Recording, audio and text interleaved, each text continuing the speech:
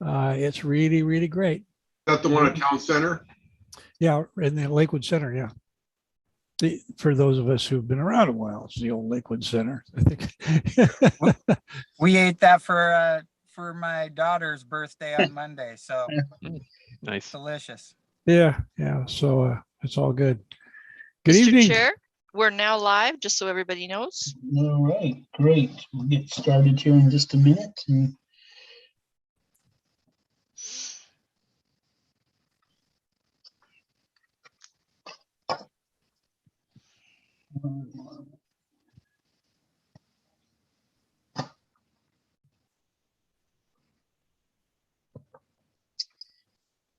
Okay, we'll call this Planning Commission to order this January 19th, 2022. If staff could call roll, please. Ryan Pearson, Here. Paul Wagaman, Present. Philip Combs, Present. Lynn Larson, Here. Brian Parsons, Here. Don Daniels. Here. You have quorum, Chair. Great, thank you so much. Before us, we have the minutes of January 5th, 2022. I'm looking for a motion. So moved.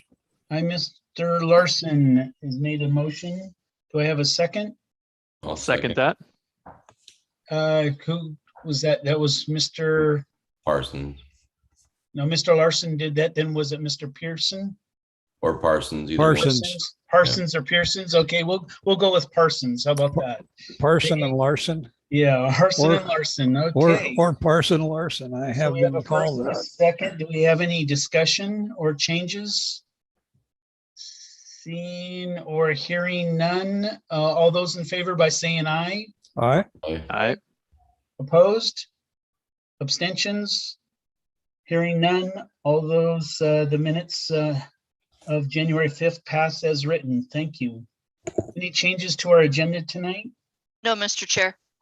Thank you. I do want to say right before we go to public comment, I want to congratulate Mr. Combs and Mr.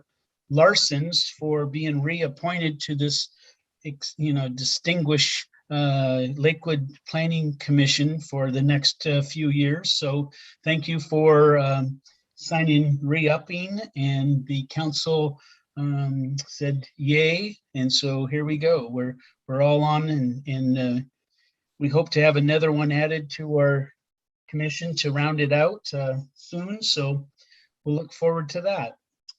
So now we move to our number 5 on the agenda, public comment. At this time, anyone wishing to speak to myself or the fellow commissioners on any topic, you have 3 minutes. And if you do wish to speak to us, just state your name and the city you reside in. And do we have anyone signed up for public comment tonight? Are there any people that have signed up, Ms. Devereaux, or sent you comments ahead of time?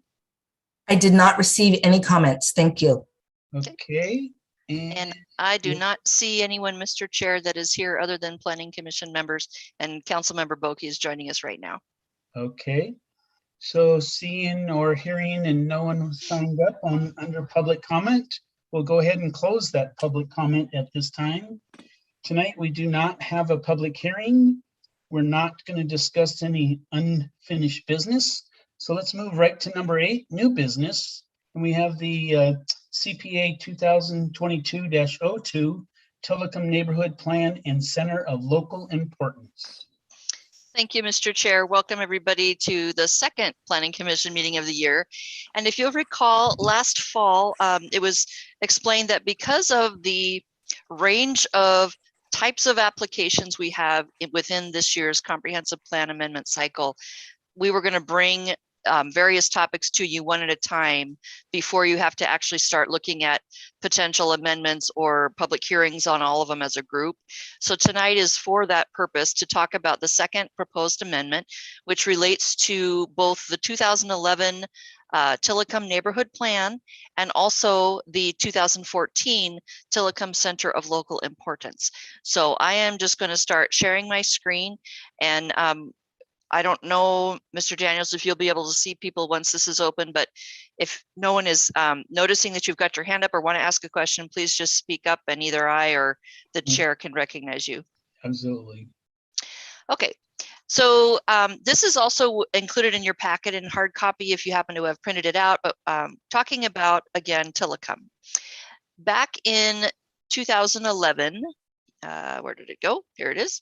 Back in 2011, there was a decision made to adopt a neighborhood plan for a section of the city known as Telecom at the time.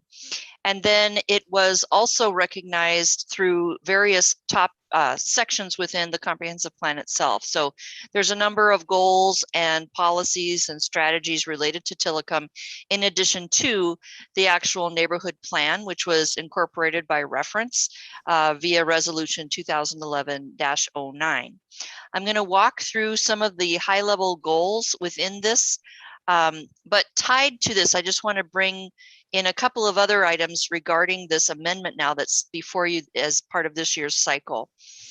The neighborhood plan is 10 or 11 years old now. And so the idea, first of all, is to take a look at it, provide updates to which of the strategies or goals maybe have been completed or are underway, which of them might be outdated at this point because of other actions or changes to the economy or whatever have happened in the last 11 years. And then also making amendments to the comprehensive plan related to Telecom to keep it consistent between the neighborhood plan update and the comp plan itself. And then also, again, taking a look at that designated center of local importance I'll talk about in a second. But the other thing that happened as the applications came in for the comprehensive plan package was Habitat for Humanity requested that a parcel be rezoned from R3 to mixed residential 2. And it happened to be in the Telecom neighborhood plan and center of local importance area. So rather than consider that as a site-specific rezone and take it through its own separate process, we recommended and the city council agreed to actually incorporate it into this amendment as more of an area-wide discussion and whether that parcel and potentially other parcels should be rezoned as well. So within the neighborhood plan, you'll see a total of 6 goals. I won't go through these in excruciating detail, but just to show you where the focus of this plan is: developing community capacity, meaning leadership development within the community, and also grassroots communication among residents in the area. So there were 4 tasks identified under that goal. There was a Telecom Action Committee at the time.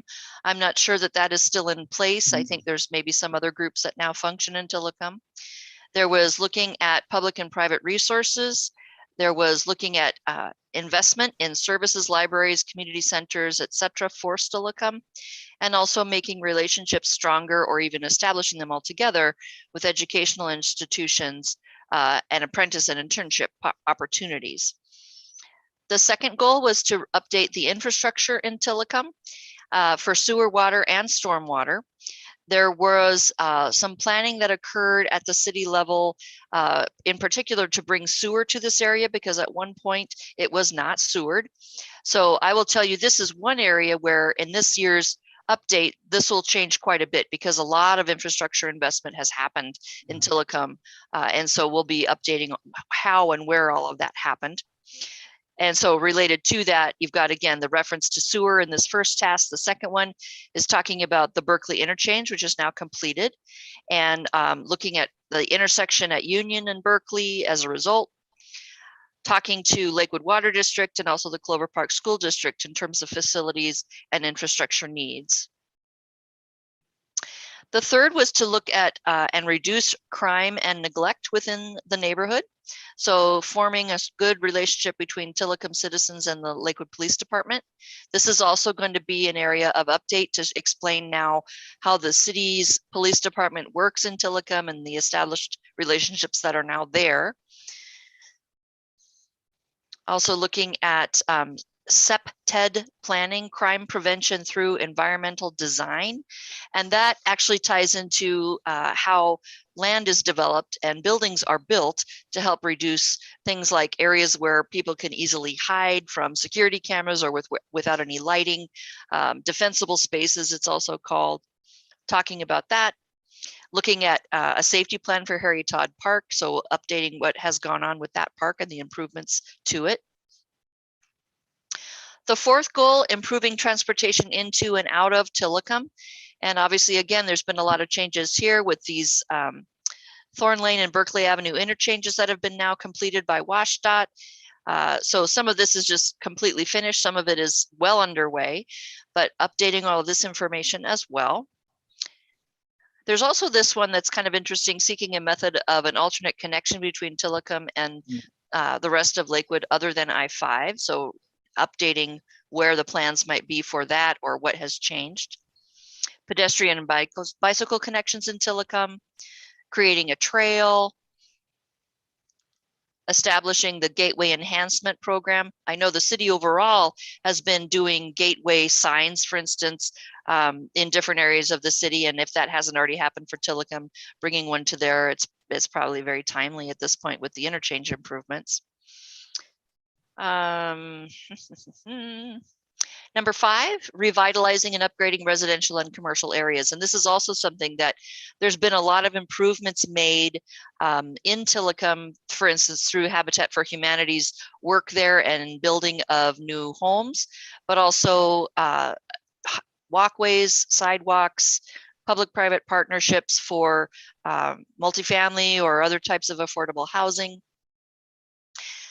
Goal number 6, providing a mix of housing opportunities. So increasing home ownership in Telecom, supporting organizations that do that and help low and moderate income households attain affordable housing. We now have active in the city of Lakewood, the Tacoma Home Ownership Partnership.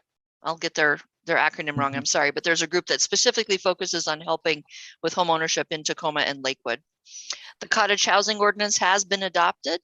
We do have, actually the housing incentives program has been amended since 2011, but it's getting amended again.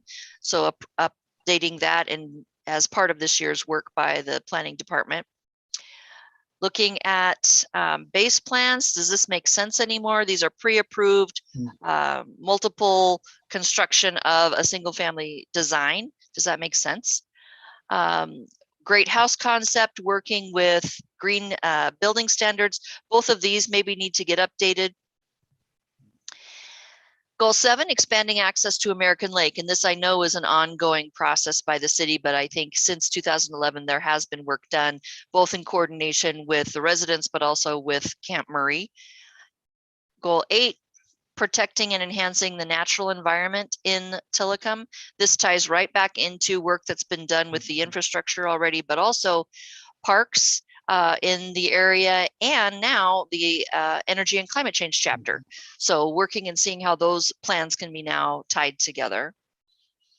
And then maintaining a sensitivity to the area's historical and historical elements and history. So talking again to Landmarks and Heritage Advisory Board to see if there's anything more that they can do on behalf of or to benefit Telecom. And then in keeping with all of these 9 goals, you also had implementation strategies that are included in the 2011 plan, some of which have been done, some of which have not. And then they included long-range strategies as well, sorry.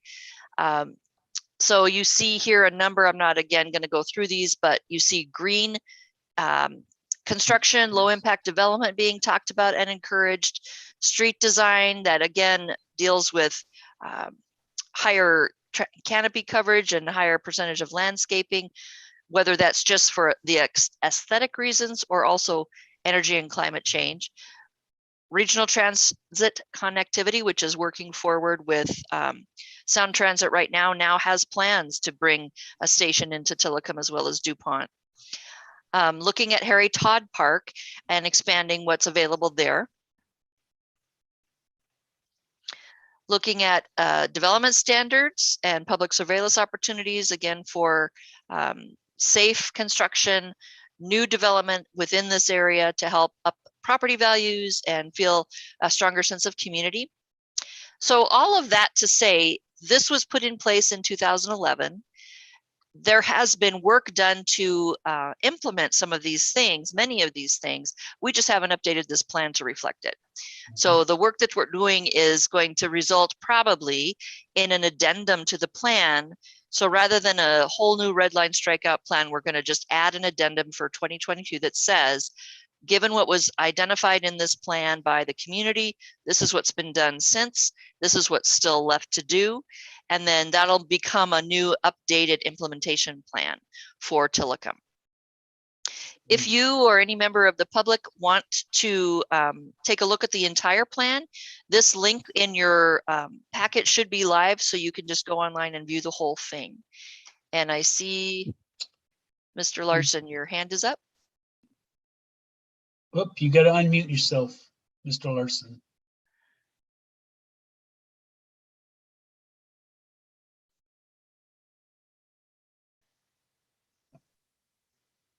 And yeah, I can do this. I can do this. Thank you.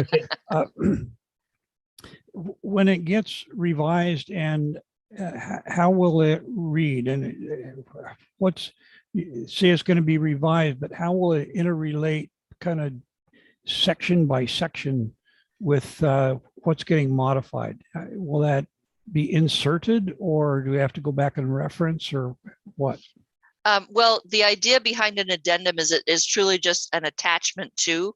So you'll Right. have the original plan, and then in this addendum, what we're going to do is create a table that says, here's the goal, here's the strategy or the task, and then provide an update as to what's been done so far or where it is in terms of implementation.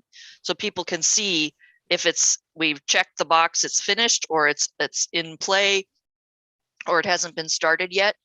And then the implementation plan just follows right out of that to say, given what's been done, given what's not done, what are the short, mid, and long-term things to continue implementation? Will it be cross-referential so that if you're reading the main plan, you know where to go in the addendum for its modification, or vice versa? I think we can do that. Yeah, Might make it easy for the public to see. sure. That makes Okay. sense. Any other questions? Thank you. I don't see Mr. Parsons. Did you have a question? Yeah, just a quick question. Has Yes. there been any updates or thoughts around incorporating how opportunity zones, I believe Telecom qualifies under qualified opportunity zone. Has that been put in there as far as any of the goals of other investments or thoughts around that? I don't see a whole lot of economic development referenced in any of these strategies that I've just gone through. That's not to say we can't include it. And given the changes in Woodbrook and the Springbrook areas and that kind of moving south along I-5 area of the city, we probably should incorporate whether it's opportunity zones and or new economic development priorities for the city. So thank you for that suggestion. I concur. Yeah, Thanks. great. Okay. Mr. Wagaman, you had a question? I do. How about Tiffany just touched on a little bit, but the walking capability from Telecom to Gravelly Lake. You know, there was always talk, and I thought it was going to be done. It's worked out with a country club and all that stuff. What's the status on that? I'm going to have to go back and talk to Parks and Rec to see if, because at one point there was a discussion of a linear park and kind of walkways along with that. I know what you're talking about, but I don't have the latest and greatest on it. So let me ask them. It's one of the things that, you know, has been talked about for a long time. You know, they say, hey, how Telecom sometimes feel like they're not part of Lakewood because they can't even walk here. And Yep. So I see Mr. Boki. Welcome, Mr. Boki. And I see your nice yellow hand up here. So you might be able to answer if you wish. I wish I could answer, and Paul is correct. There's been a lot of discussion surrounding it was at one time going to be a one-way street going from Gravelly Lake Drive to Telecom, right hard against the railroad tracks. That became a path, a bicycle path in the last plan that went forward from the contractor. Originally, there was some talk about having a bike path on the JBLM side that had problems to it. So what was settled, it's my understanding that it really wasn't part of the, it's part of the overall plan, but it's not tied exactly to those interchanges. And so we need to find that out for you. Yep. And have that discussion, because I think the council would be interested in that. It's kind of fallen off our radar. That is part of that plan, and it needs to get done, but we haven't discussed it in a long time. So we need to probably need to get a hold of Public Works and even the city manager and see where they're at, and see if they're still they might still be dealing with right-of-way issues with Sound Transit. And that's unfortunate, because we were promised that. And so thank you for bringing it up. Yeah, I'm with Paul on that too. It's been a long time. It's been talked about a lot. And like you said, it's fallen off the radar. So let's see what we can do to bring it to the fore. Yep, agreed. And if you go back 10 years ago, they were trying to make the road that goes into Harry Todd Park part of that whole way to, get new things to happen. And that fits in that economic development thing. So I remember looking at some of those early drawings. It's 10 years old now, but that made a lot of sense. And I guess my last question is how are we doing on sewer, as far as are we getting enough flow at this point in time, or are some other things we're going to have to do? I know there's always pushback because of the cost of getting connected. From what I understand, there's not any sort of emergency situation, meaning there's no failed septic tanks or anything like that in Telecom. I know Habitat is bringing sewer to some projects right now within the area. And I also know that within the next year or so, Public Works is also doing another extension into the neighborhood. So the work continues, but none of it is emergency. Yeah, I mean, part of the problem way back when was that we didn't have enough people connected, so that you didn't have enough flow from the whole community to make it all work. And so there was some issues about that. Have we hit that threshold yet, or are we still hoping to get more people to connect? The work has happened every couple of years to do, if you guys will remember, the sewer connection fee that was being assessed against properties, and people had the opportunity to either hook in or defer for a certain number of months or years. That process just happened again this last year into 2022. And I think it was only 3 or 4 properties that wanted to defer. Everybody else was ready to go forward. So I'm not aware of any sort of problems with the amount of flow in the pipes or anything like that causing any trouble. But it sounds like what I need to do is get sewer to provide me some information that I can turn around and provide back to you as part of this update process, just to keep you up to speed. Okay. Great. Paul, I could add to that facility is a big loop. It's an infrastructure loop that runs through the whole neighborhood right now. Right. So everyone can tie into it that's on that, but the branches that connect to get more people on are not there. So you really are limited in who can do it. And I will say, because I was a proponent for having that, and I wanted to sign up, but the work wasn't completed until right after COVID. And we couldn't get the plans loaded from the county. We couldn't get contractors out. We are still working on it 2 years later, and we're aggressively trying to find people to get this work done and to get it all to come together. And I can tell you, I'm proactively working on it, and I'm still not connected. So, but I'm still paying every single month. And your home is down there then? You have a home in Telecom right down there? I do. Yeah. And the problem is getting people to just do the work, is what you're saying. Well, it was really the timing of getting those plans done, because they were committed to be done for about a year, and they finally loaded them after COVID, after the COVID started to have its impact, and then no one could do anything with it. So it was just an unfortunate series of events, but I do think that things are flowing. I think there's enough small amount that everyone's starting to connect, but I do see that as probably a big holdup for people not being able to connect yet. Great. And Yes, Mr. Boki. And just to add, and just to and Tiffany made mention of future work, and there's a possibility that we could also get, besides putting the sewer money in, which I think both funds are amply supplied. I mean, they are doing pretty well. We also have county money, ARPA money, possibly available. The county council set aside about $8 million for sewer and water projects. And so there'll be competition for that. University Place has been waiting for a long time. Their goal is to use all their ARPA money to do some sewering of some areas. But I would hope that we would get our share of that, so that we could combine it with our money and do some more build out in Telecom. And thank you for that, Mr. Boki.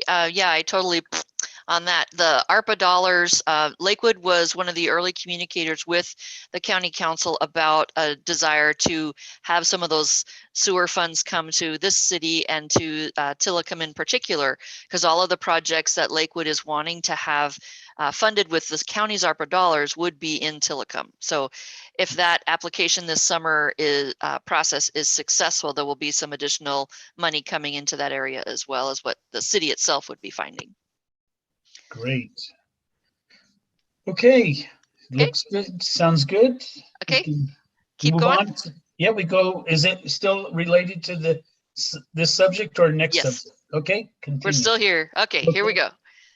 So related to the Telecom neighborhood plan is this center of local importance. And this is also being updated as part of this amendment. So in 2014, the city council actually designated 8 centers of local importance. And if you break down that kind of nebulous name and really think about it, it's areas within the city of Lakewood that the council identified as important for its own historical role within the city. It's maybe opportunity for development going forward. It could be residential, it could be commercial. But the idea was to say, let's highlight this area within the city and plan accordingly for what we're hoping happens there. And so Telecom was identified as the first one.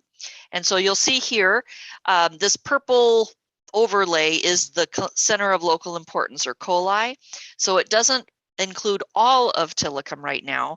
And again, when you go back to that idea of the interchanges along I-5 having now been completed, that may affect where this center map should be drawn, where the boundaries might be.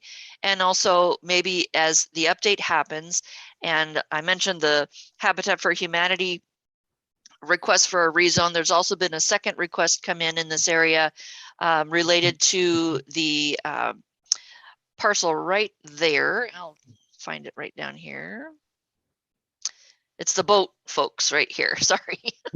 Anyway, they're wanting to up zone as well. And so this has turned into a whole consideration of this area being rezoned to be a little more dense. And that may result also in a different boundary for this center of local importance. Good. So the other thing, just it's a technical thing, but I have to say it on the record. Because of the changes to regional planning, the name of the COLI needs to be changed to, we're going to call them centers of municipal importance. No difference practically speaking, we just have to change the name. So you'll see that. And then it will be, again, the idea of the rezones for the 2 requests that came in, potentially other parcels as well, as we look at the update to the Telecom plan and everything else that's going on along that part of I-5. Jumping down here, you saw some of this last fall, but there were 2 options presented as part of the council docket. And this was the first one, where these 4 parcels or 5 parcels are the ones that are being included in the Habitat for Humanity's Boat Street project. Is kind of what it's been called. And so all of these parcels, they're hoping to have zoned mixed residential too. The second one, and this is what I was just referring to, is this is that same area we just looked at, but in addition to that, this parcel here has been requested to be rezoned also to mixed residential too. It's immediately adjacent to the other parcel where Bill's Boathouse and Silcox Island Corporation operates. And then just to the east, northeast of that is this area as well, looking at that also becoming MR2. And with all of these changes, maybe the boundary of the center of local importance would change as well. So a couple of more map references, a little closer up to where that one parcel is being requested.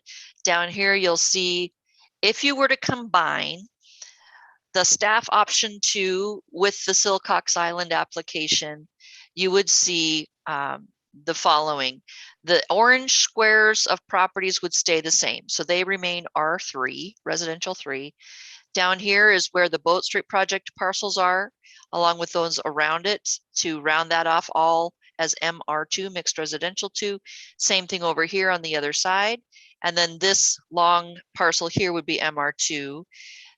The parcel zoning for this kind of flag-shaped one would not change. That's part of the agreement that was made back when the buildings were built, or the last agreement happened between area residents and the business. So you would see R3, you would see MR2, and then there would be this one open space recreation parcel.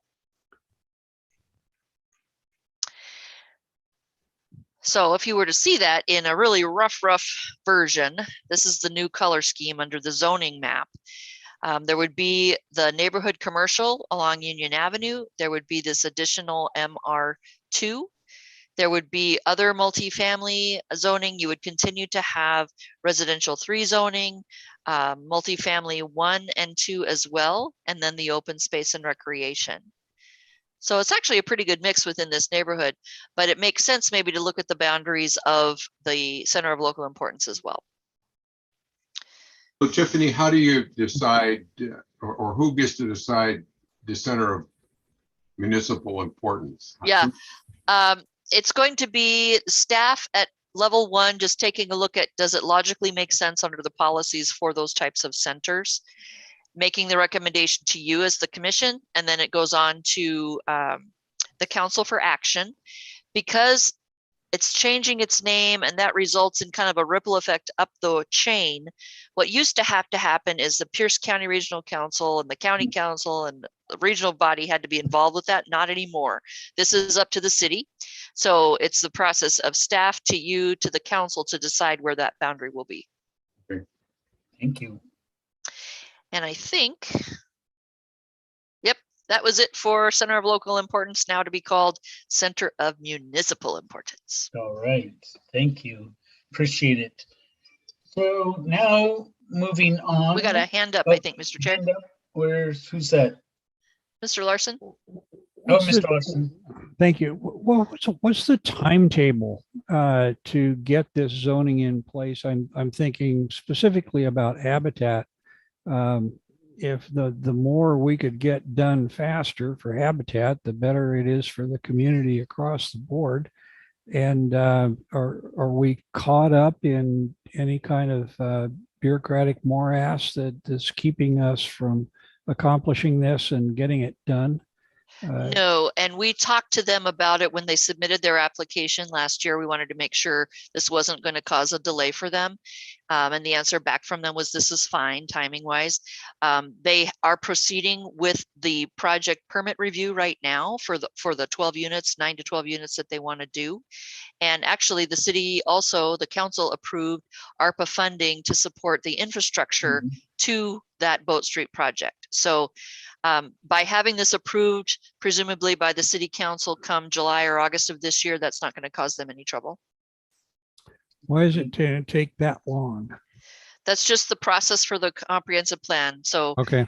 we're talking about it in the planning commission level through about March, moves on to city council. They have their study sessions and hearings and then action. July is a late date, but I like to be safe. being the new kid on the block here, is there any way that we can hasten the process and the progress towards goal? Probably not. This is something that you just, the process is what it is. If you were to try to take it off on its own with a site-specific rezone, which is what they had originally asked for, it would actually take longer. Yeah, So, no, I get that. It Yeah. just seems that it's pretty clear we want to do it. have to And, do the environmental analysis though. We have to jump Okay. through the hoops. okay, Yeah, thank you. sure. So Lynn, when we were doing the Woodbrook property and all that stuff, you know what, we knew we wanted to do it. We had buyers, everything was in place. And I kept trying to rush this thing and it didn't rush. You can't push on a string, huh? That's right. Yeah. Okay.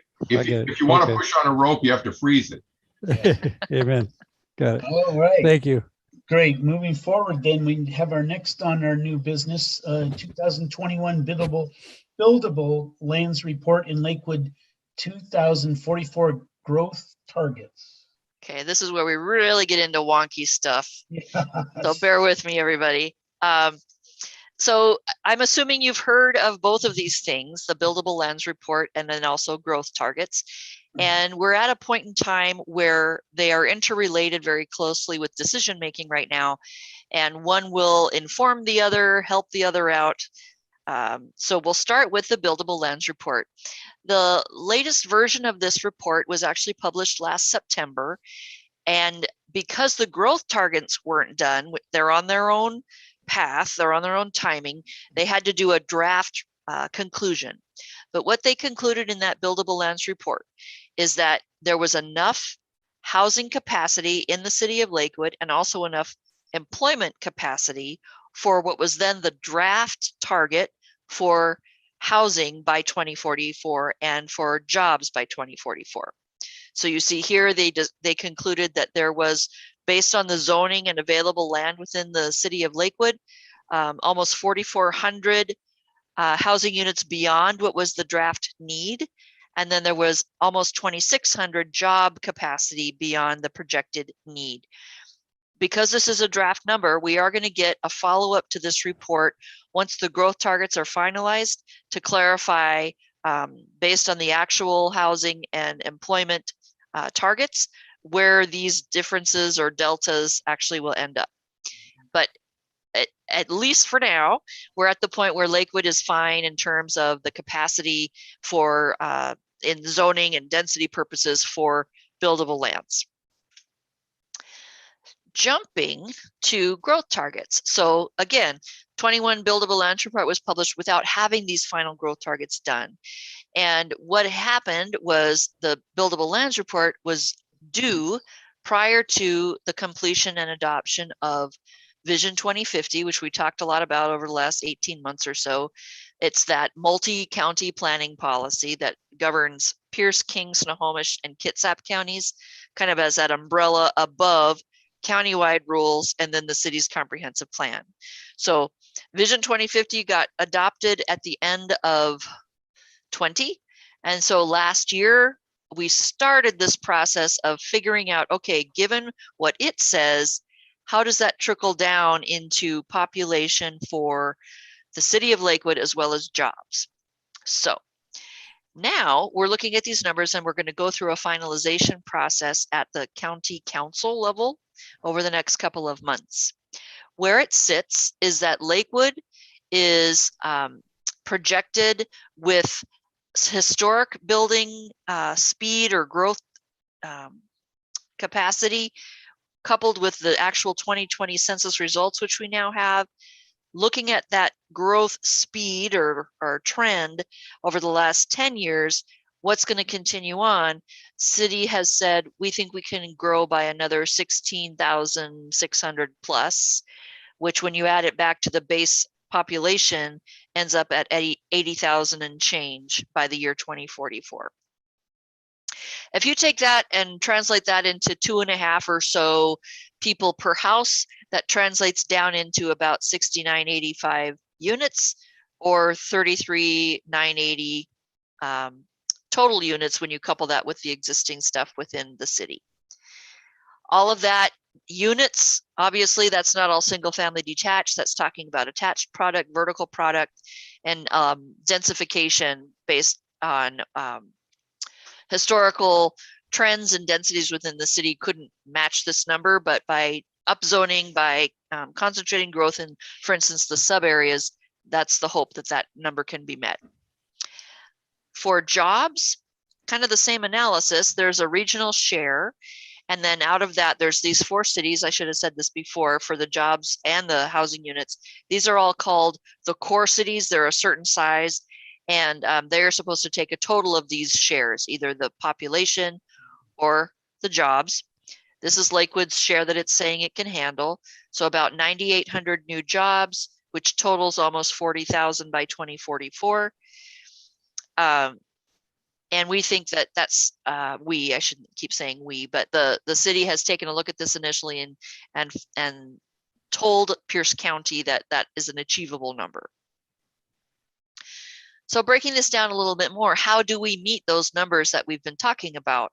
Pierce County is saying, based on the 2020 census numbers, we think actually, City of Lakewood, you can go about 3,500 more than your 76,692 you suggested.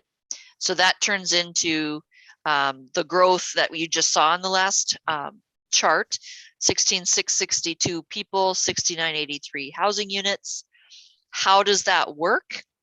If we go into the sub areas, which have already been zoned more dense than most of the city, and say those do get built out as planned, plus about 25 people per year in other areas of the city each year, this number would be achieved.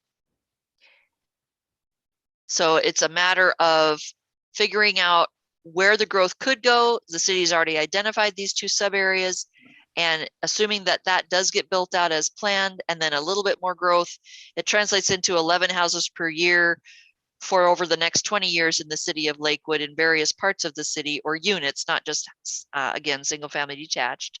We would reach this population number. I'll stop because I see a couple of hands are up. Okay, let's see who's got their hand up. Mr. Wagaman, did you have a question? I don't have my hand up yet. Okay. I'm getting ready to. Oh, Mr. Combs. Mr. Combs. The percentage of increase we had seen, and this maybe for people who weren't here last year, we received numbers from the county that received them from the state, right?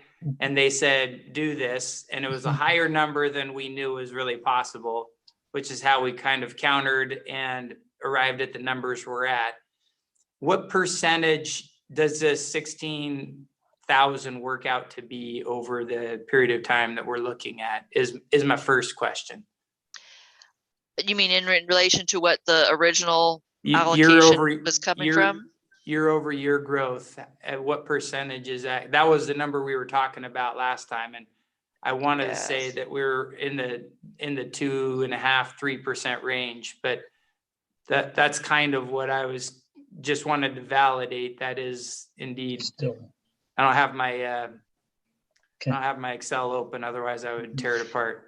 Yeah, I think that's still an accurate number, Mr. Combs, really roughly speaking. I can bring you that kind of data next time as well. But the idea here is originally we were about 3,000 less with our estimated population, but then the 2020 census corrected that. So both Lakewood and Pierce County said, oh, if that's the actual starting number, let's do the projection forward from that.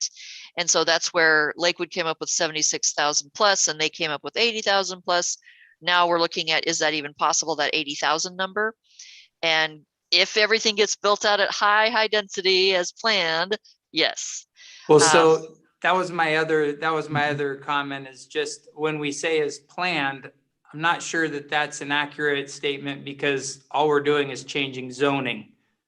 Correct. Like we're planning, and then we're hoping that people take advantage of the new zoning. Outside of that, we have no way to. Right now, we're currently not incentivizing anyone to take advantage of it, right? There's not well, there's a couple of incentive sections to the code which have not historically been used a lot. But part of what also is happening this year is a review of the housing programs of the city. You won't see it as part of this year's package, but you'll probably see it next year because of other requirements the city's needing to comply with. And so, yeah, there may be some additional incentives dropped into the pond here for people to take advantage of. Okay. Great. Mr. Wagaman? I'm interested, how much land do we have to build single family homes? Do we have that number in this, any of this report? Not anything in front of me. Much of the R2 and R1 areas are quote built out, meaning there's not a lot of actually vacant parcels. So it's a matter of taking a look at where in the city single family detached houses are allowed and assume redevelopment, right? The counter to what you just said, or the other side of that coin, is the analysis that you saw last year brought to you about Lakewood's look at where can building or densification continue to happen in the city. There's a lot of environmental constraints. There's the constraints because of the proximity to the base. So the air corridor zones are limited in density. There's the creeks and the lakes in the city that need environmental protection, which equals lower density around them. All of that to say, where another city without the base next to it, without all the lakes, might be able to actually densify more than Lakewood can. So that's part of what we're doing when we communicate back to Pierce County about this process, is say, hey, understand what you're doing on paper isn't going to happen, practically speaking, because of these various reasons. So our big hope is, or our only way to get those numbers is to go vertical, correct? Correct.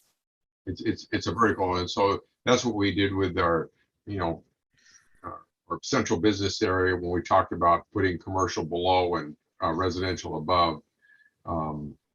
So when people in the community talk to me, when they say, "Hey, what can we do?" and I said, "Well, we're going vertical." Yeah. I mean, because we decided that we're going to follow the Growth Management Act and try and do the things, do our share. So.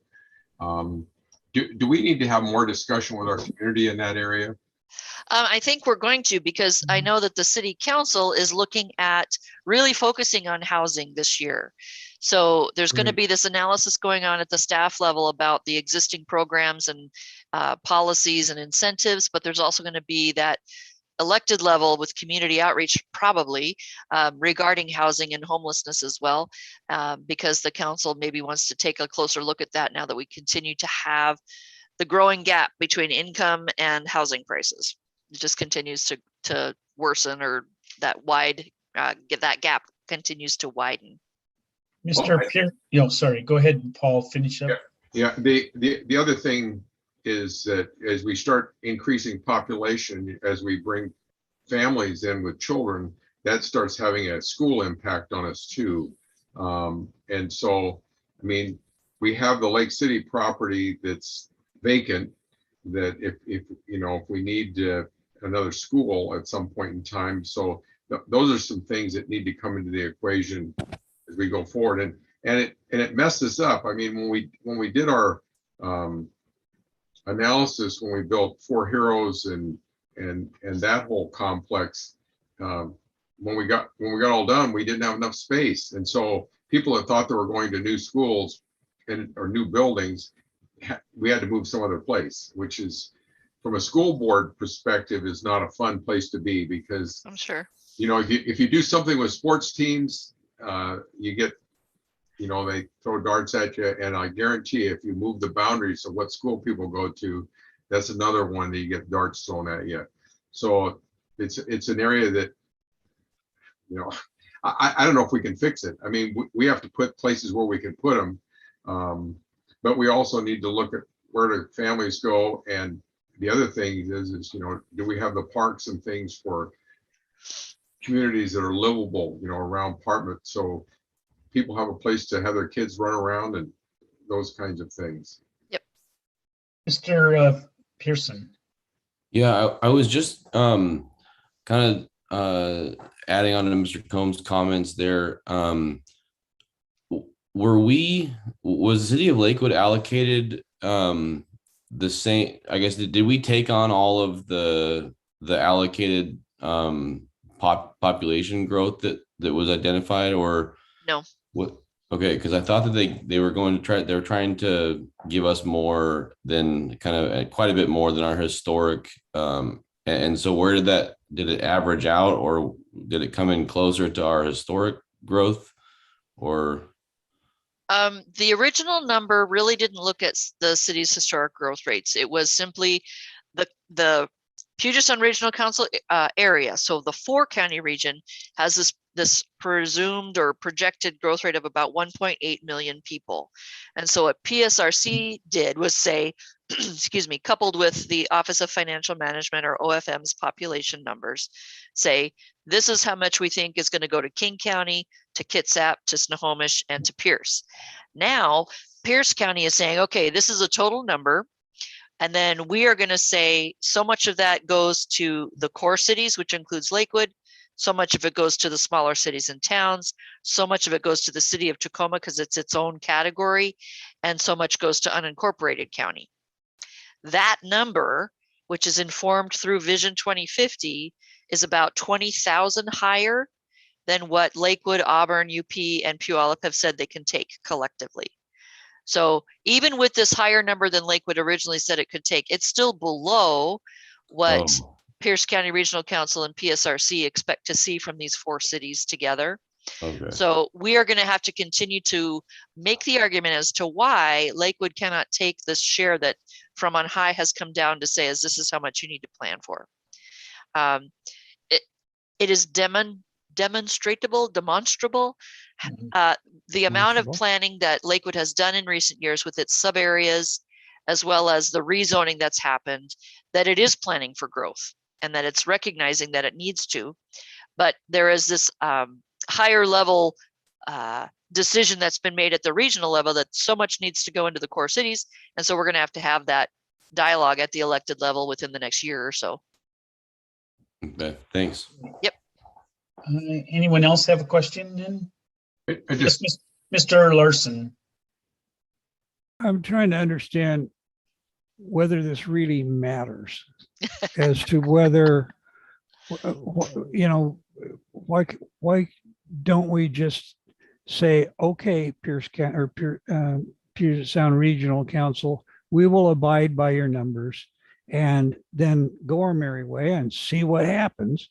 And when we don't meet the numbers, is there a penalty? Or do they end up revising the numbers? Because, I mean, you're looking at it 2044, 24 years. So much of this is just argument for argument's sake. There just isn't a logic that says how it's really going to work. And, you know, if we look at ourselves and how we can increase density in the city of Lakewood to be a more efficient city, and to a large degree, we are inefficient. You know, Lake City is a very good example of large lots and small houses, a lot of extra land. That means people have extra maintenance to do on their land area. And if increased density can help, and then we get more efficient, then as long as we make it available for the builders to be able to come in and build efficiently. And I look at the Sager Homes recent project over off of Bridgeport Way is a beautiful example of that. And so why don't we just say, okay, and go on our merry way? Because to my observation, there's no penalty. Yeah, it's on one level, you're right. Meaning it is a constant rolling horizon because every so many years, the regional population targets change, the local population horizon changes. So you never get to the point of, okay, you didn't hit it by this year, you're in trouble. It's always changing, right? But what kind of trouble? Right. And really the only thing that has got financial teeth at this point is when the city goes to the Puget Sound Regional Council to have them take a look at the comprehensive plan, transportation information. And if it doesn't, in PSRC's collective mind, comply with the GMA, they can say, Lakewood, you do not qualify for transportation funding that comes through the PSRC. That's not the only funding source that Lakewood goes through to try to fund its transportation projects, but that is where PSRC has its teeth as of now. So what is practically speaking going to happen is going forward with this number that is, even though it's higher than we were first talking about in Lakewood, it's still below what PSRC wants. That number is going to go in front of them. We'll make our arguments about why the lower number is justified based on the land use and environmental constraints and military constraints in the city. Hopefully that argument stands and they certify the comprehensive plan, and then we're still eligible to seek transportation funding through PSRC. If not, it's just going to be this ongoing conversation that happens with every update cycle. Mr. Boki, you had a comment? Yeah, if I may, and then a question for Tiffany.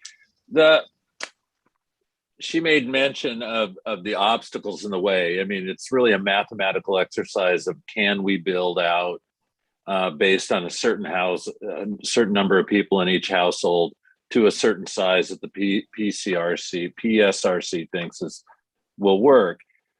There's 25 variables, right? If we're building out to 80,000 people, we need actually more open space, right? We're going to need to find more room for parks. You see cities that really are taking on quite a bit of growth be much more active than we are actually in purchasing open space. Well, those cities still have goals. They just make it more difficult to reach those goals. So then the answers will be, well, and we can't make people move here. So, and what we've seen really under the Growth Management Act, and this is my editorial opinion, is people have actually moved out farther, right? Because they can't find stuff, so they still want a house with a yard. So they move to first Puyallup, out of King County into Puyallup, and now they're into Graham, and now the Lacey, and then, eventually you'll start talking to people who are in Lewis County. People on the north side go up into Mount Vernon now, right? I grew up in Bellingham. Nobody commuted from Mount Vernon to Seattle in the days when there's less traffic, but people do now, I think. It's just, it is an intellectual exercise that we have to do. Yeah. But I would point out that, Tiffany, our current one that we're working at is, how many people are we supposed to be working to? 72,000 by 2030. Yeah. So, and we're for about 12,000 within the next 8 years. Yeah. Right. We're sitting here in 2022 and we've barely grown. And so there are a lot of assumptions in the entire Puget Sound area growth pattern, right? And there's already reason to believe that some of those growth patterns won't continue, right? But yes, Mr. Wageman. But aren't there some things I think this exercise is probably helpful in some ways, because the whole infrastructure needs to be challenged. Correct. Having sat with a water district, one of the things I suggested when I sat on one of their reviews is, why don't we just put bigger pipes in? Well, if you put bigger pipes in and the water sits still too long, and then you have health issues with that. So we got to decide where we're going to put things so that the water circulates. That's just one issue. Certainly we got the electric power. You touched on the park issues, and then certainly transportation. So you look down there at Telecom now, if they're going to put a train station in Telecom, well, then when you start looking at that, don't we need some high rises right along the freeway there? Wouldn't that start making sense? It's kind of a big jigsaw puzzle, and say, where do you put it? And then we start forcing the providers of some of these services to come to the table and say, yeah, I got a great idea. Here's how we can do it. And then all of a sudden we have, if the train works well, and you know, I know people that have ridden on the train and used their computers and stuff. Hey, it's a nice way to get to work. And, you know, if that's the right thing. But then other things changed. COVID forced us to look at working from home. So got some of those issues. Yeah, absolutely. All right, great questions, great comments. I appreciate it. Okay, continue on, Miss. Okay. Spear. So just to wrap that topic up and then move on to the next one, where we sit is we're in the process of talking about this at the Growth Management Coordinating Committee level, which is the staff level, before we get to electeds within the county to talk about these numbers.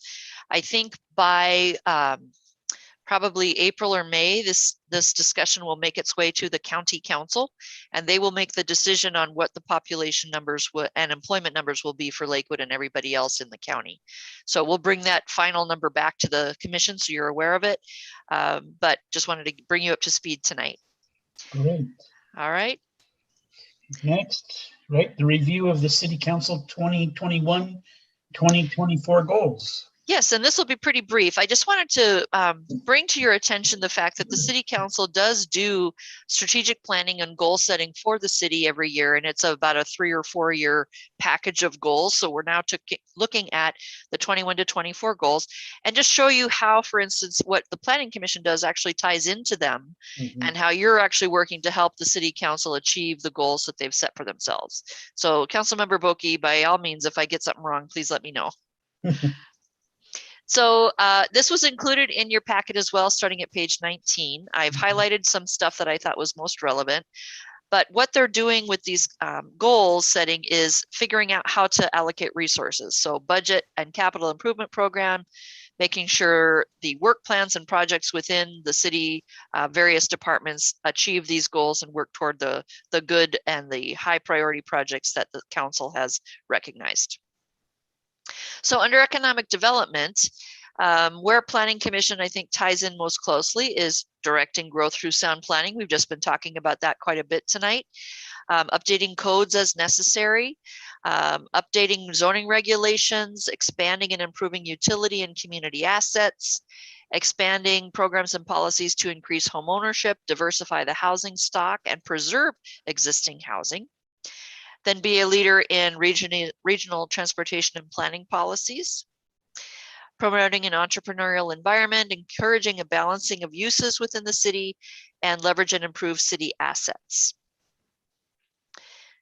Dependable infrastructure. So again, things that are touched by the Planning Commission, looking at, for instance, the 6-year transportation improvement program, as well as the comprehensive plan, looking at non-motorized transportation, looking at the park and rec system, engaging in the discussion about street amenities, right-of-way, signage, looking at complete streets, or not only roads for cars, but also bikes, ped, anything else. Updating the non-motorized transportation plan is actually something coming forward within the next year or so for city action.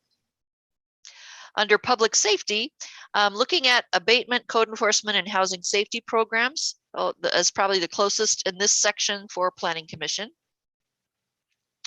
Fiscal responsibility, do what you're doing. You don't get paid for it, but thanks for doing it. Transportation, looking at how planning tools and codes, as well as code enforcement and infrastructure improvements, all reflect and improve the city's image for the residents as well as the greater general public. And looking at the robust and active community, you see goal 6.2, quite a bit of it. The diversity, equity, and inclusion plan, which has now been adopted, shows changes that might be needed in policies, plans, looking at expanding communication and outreach efforts for full civic engagement. So for instance, when we were looking at the sub-area plans, one of the things we tried to do on staff was really make sure we reached those that might not normally engage in planning processes. It's, you know, in Lakewood, Lakewood Station District, there we go, as well as the downtown, trying to find those, whether it's an association or an organization or individuals who are leaders in the community who aren't past 40 white male, to be blunt about it, to answer and participate in these processes and make sure that we have multiple perspectives in land use planning. So just a reminder that what you're doing is not only helping staff out, not only helping permit applicants out, but you're also working to help the city council out as they're proceeding on their own strategic planning process. And with that, I'll turn it back to you, Mr. Chair. Thank you, Mr. Wagaman. Did you have a comment or a question? No, I forgot to put my hand down. Okay, no problem. Good. I see no other hands. Okay, we'll move. Thank you, Ms. Spear, for all that information. We appreciate it. We'll go to Mr. Boki if you want to have any updates or comments or decisions made on Well, I talked a lot already, so thank you very much. And the importance of the work of this committee is, and Ms. Spear made mention of it, and the importance. One of the reasons the city became a city, it's certainly one of the priorities anyway of the city becoming a city, was Telecom, and they've spent a lot of time and resources, and we're really the improvement of that plan, the updating of that plan is going to be important going forward, because we expect as there's been a lot of money invested out there, public money. We talked about sewers. We have 2 new interchanges, and we've got a library pad out there too. We purchased property for the library system for them to build a standalone library. They could have some benefits. A lot of things potentially could go on out there, and so thank you very much for that. Otherwise, I don't think I've got anything new. I missed the meeting last night. I had a conflict, and so but I think we've scheduled a retreat now for March, so we'll see what comes of that. There is that, housing is out there. It's on everybody's radar now. Where that's going to go, we'll see, right? And I don't know that there's general agreement on where we need to go. So stay posted. You'll always get involved in anything major that comes out on that element, because it'll end up in Planning Commission. So thank you very much. Okay, And if I could, Councilmember Boki has been renewed as your council liaison. Okay, good. That's Yes. I was just going to ask him if that decision has been made. So, thank you as well for all your efforts, and we appreciate sometimes the consistency. You kind of already know what's going on, and you can help with us. So we do appreciate it. So thank you as well for all your efforts. Anything updates for Mr. Spear from the staff? No, just to give you a really high level heads up, in February, you'll be talking actually about housing at your next meeting. It's the annual housing plan that, if you recall, Mr. Buer will bring to you and talk about housing prices, rental vacancies, what's going on in the housing market in Lakewood as well as Pierce County. So we'll talk about that next time. And then the February 16th, I think, I'm waiting on a final okay or confirmation. I think it's going to be the session where you hear about the Shoreline Master Program and restoration activity that's happened over the last year. And so that'll be kind of a neat meeting where you get to hear from people out in the community that do that work. And then when we get into March, we'll be getting back into more of the comprehensive plan amendments. Great. So any update regarding, is it continued on as Zoom meetings as of now? And the city council tried to do a couple of hybrid meetings earlier on this year, and then they have now gone back to full hybrid. And so until that changes, until we hear new health safety stuff, we're hybrid. Okay, great. Any other comments from fellow commissioners? Mr. Larson.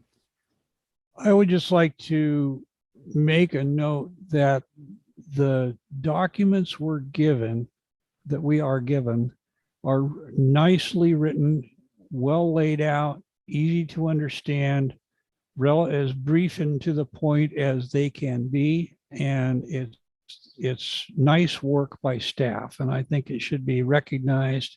And especially Mr. Boki, that should go up the line because it's pretty subtle for a lot of the stuff we have to read. But as the son of an English teacher, I can testify to the fact that these are nice documents that we're given to review. Yes, Thank it you. is. I Thank you. concur, yes. Any other comments by fellow commissioners? I don't see any other hands. That's it. I see no other hands. All right, we will then call the Planning Commission to adjourn, and I thank you, and we'll see you Viva Mexico next February 2nd. So we'll see you via Mexico. Okay. Bye. Have a great trip. Yeah, See ya. thanks. Thanks.